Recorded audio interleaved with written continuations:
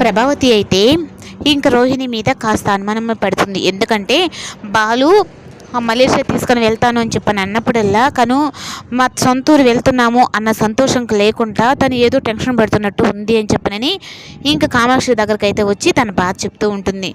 ఇంకా సరే అట్టా వెళ్ళి మనం ఏదో ఒక టీ తాగేసొద్దాము, ఇక్కడ నాకేం మనసు బాగాలేదు రా కామాక్షి అని చెప్పని తీసుకొని వెళ్తే ఇంకా రోహిణి అయితే ఒక ఇంట్లోకి వెళ్ళడం అయితే చూస్తుంది.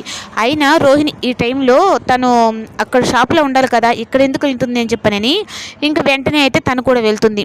ఇంకా వెళ్ళేటప్పటికి చింటూని పట్టుకొని నేను మీ అమ్మ నీకు త్వరలోనే దూరం అయిపోతుంది అన్నట్టుగా తను బాధపడుతూ ఉంటుంది.